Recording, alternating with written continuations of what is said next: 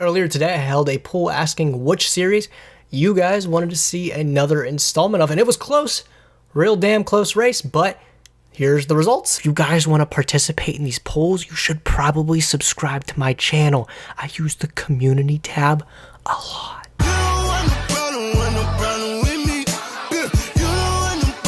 What's up, my Nimrods? It's Gage coming back at you guys again with another dose of that fresh, never frozen Yu-Gi-Oh content. I am 1,000,000,000% thankful that you guys would spend just a couple of minutes with me here today to talk about a children's card game we both mutually enjoy so fucking much. Today, as per you guys voted, we're adding on to one of my favorite series. I think I say that about every series I do, but I genuinely do love the series that I make. We're adding on to one of my favorite series, and that's this awful Yu-Gi-Oh card was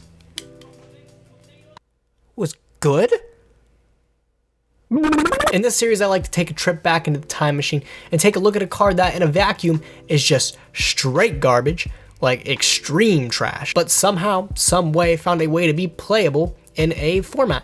Just any format, really. Today's card we're talking about is a pretty cool one, I think. It's one that fits the ambient lighting, and that is Genex Ally Duradark. Genex Ally Duradark is a level 4 machine effect type monster, dark attributed with 1800 attack, 200 defense, and has the effect of once per turn during your main phase, you can select one face-up attack position monster your opponent controls with the same attribute as this card and destroy it. This card cannot attack the turn you activate this effect. You might be asking, Gage, how did this card ever see play? It's a 1800 normal summon dark attribute that can only use its effect unless, of course, you change its attribute some way, somehow. It can only use its effect on attack position dark monsters, and then it can't attack.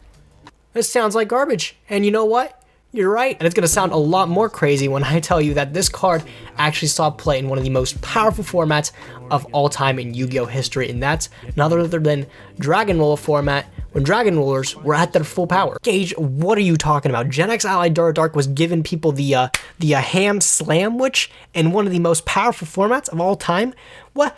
You must be going off the rails there, big boy. I know it's hard to believe that a really shitty card saw some play in one of the most powerful and most successful formats of Yu-Gi-Oh! Of all time, but it damn sure happened. When people talk about Dragon Roller format, they're actually talking about a format that was comprised of 3 decks. Dragon Rollers just happened to be the most dominant, undisputedly most dominant deck of the time. But really the format was comprised mostly of a trifecta of 3 different decks that actually countered each other pretty well.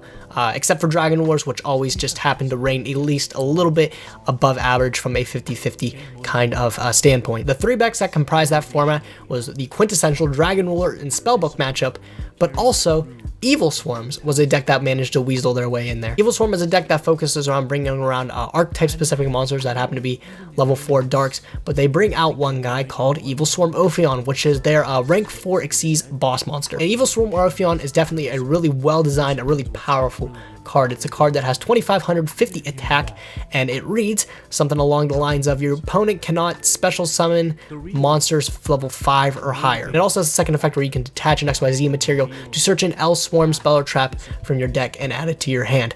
Overall, just a very well-rounded card, and it actually happened to be really good in the Dragon War format for the fact that it actually had a pretty good matchup against really both other decks. Pretty easy to see why it was good against Dragon Wars. Dragon Wars just completely shutting down the entire aspect of the fact that the deck, literally all it does is bring out big level 7 dudes and soup them up into rank 7s. So deck really can't do anything with an Ophion on the board. In Spellbooks, it might not seem as obvious because you can't really say, oh, Spellbooks have some big dudes they want to bring out. Besides High Priestess at the time, there really wasn't any hugely leveled monsters that you're bringing out in Spellbooks. Really, Jowgen was that boy stopping everything. That was actually Spellbooks at the time, really. That's about it. But Evilswarm also had a kind of a way to deal with Spellbooks in the fact where you could detach a material from Ophion and then search Infestation Pandemic, which is a quick play spell card, which reads, for the rest of your turn, your Evilswarm monsters are unaffected by spell and trap effects. Definitely a very powerful card. This is back when Forbidden Lance was still a really good card in Yu-Gi-Oh! And for people to say, oh, well, it's just technically a free searchable Forbidden Lance, that's crazy. It was actually pretty crazy at the time. And against the Spellbook matchup, it was pretty much more than okay because Spellbooks had to find a way to not use their key removal card in the form of Spellbook of Fate to get rid of your Ophion, because Pandemic is a bitch. However, saying that, Spellbooks did have a couple other ways to deal with Ophion. Besides Spellbook of Fate, they weren't really just pigeonholed into hoping they could preemptively solve the problem. They had other ways to do it by souping up maybe a Jowgen or a little dude with Spellbook Star Hall and activating plenty of spells and then boosting it up with Spellbook of Power to beat over the Ophion. But Dragon Rulers struggled just a little bit more. Dragon Rulers outs were actually just pretty much limited to that of hoping they could have Blaster Dragon and be able to use Blaster's effect to remove the Ophion from the board. It might seem surprising that's it. They did have multiple ways to get the Blaster in the form of using Tempest to search it from the deck with its Surge effect, or maybe Card Destruction was a card legal back then too if they needed to dig. They did have options to get the Blaster, but of course adding more options to get rid of this pesky Ophion couldn't hurt. That's where Genex Allied Duradark kind of snuck his way into some side decks, being a pretty easy way to deal with Evilswarm Ophion, and especially in Dragon Wars, a deck that really didn't utilize its normal summon as much as it probably could have, besides maybe outside normal summoning a little level 1 tuner to make Crimson Blader, which was absolutely an insane card back then. In the mirror match especially, it was crazy. But really, if you didn't have Blaster Dragon plus a fire monster to pair with it to be able to pop Ophion, you didn't have a lot of ways to deal with Ophion on the field. So if somebody was trying to get jiggy with it and hopefully jip you with Ophion, even though you're playing the most powerful deck of all time, it could very well screw you over. And while it would have been nice to just 100% gear side decks towards the other matchup, for example, if I'm playing Dragon Wars, maybe I can gear my side deck towards the mirror match, and the Spellbook matchup, just all 15 cards to it, or if I'm playing Spellbooks, just gear all 100% towards the Dragon Ruler matchup. While it would be nice to do that, Evilswarm was a deck that people just couldn't turn a blind eye towards. And while it really was the run to the pack being paired up against these two juggernauts of decks, the deck still was able to cheese its way into topping some regional events, just because Ophion as a card was ridiculous. So this obscure secret rare from no other set than Starstrike Blast, which is a set just infamous for having some weird cards pop up be good. Cards like you've probably seen Droll Unlock before, or Vanity's Emptiness, or even Skullmeister. All of these cards, they just seem to keep sprouting up from Starstrike Blast, oddly enough. And to say that, Genex Allied Duradark, just another card to add onto the list of obscure secret rares from Starstrike Blast that happen to get a second win. I don't know of anything about Genex, so I don't even know if Genex have a way to change the attribute of Genex Allied Duradark built in. Maybe they do. If they don't, I don't know why this card was printed, but hey, I'm glad it was, and I'm glad to say that it was able to see some obscure competitive play.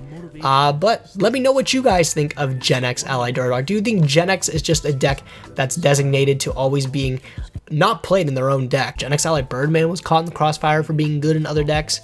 Fucking Genex Undine is amazing in Mermail. Genex Allied Duradark was good against Evilswarm.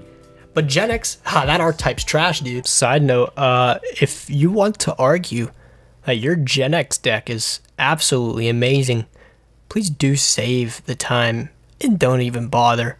I'm sure myself and many other people really don't give a shit that you want to defend your Genex archetype for being the hidden gem that it is. You could tell us that, what is it? Genex Blast Fan is the best card of 2018. Oh, please do. Just enlighten somebody else about it. I really don't care. I'm sure a lot of other people don't care. But if you want to waste somebody else's time, I'm sure they'd love to hear your theory about how Genex is just going to be absolutely amazing moving forward in the second half of 2018 into late and early 2019. Genex, hashtag best deck all time. Save it. Thanks. Let me know what you guys think of Genex Allied Duradark in the comment section below. Do you think it'll ever be good again? Or do you think this was just a one-time thing, as I do? That's all, folks. If you guys liked the video, be sure to like the video, thumbs up the video, how especially you enjoyed the video. If you did like the video, please do consider subscribing to my YouTube channel where I'm uploading regularly, and that feels pretty handy dandy. I encourage you guys to follow my social media. You can follow my Twitter, Instagram, Facebook, all at Nimnim. I'll be updating those a lot more regularly. And also, I also highly recommend subscribing to the channel so you can keep up on those polls, much like the one that I used to really give you guys the content that you guys wanted. That being said, if you guys did like the video, like, comment, and subscribe, and I will catch you guys in the next one. Thanks for watching, guys. Nimnim, signing out. Low-key, I actually had to re-record this video entirely again because the first time I did it, it was the audio wasn't recorded. Hell yeah. But I hope you guys enjoyed it. Yeah, see you guys next time.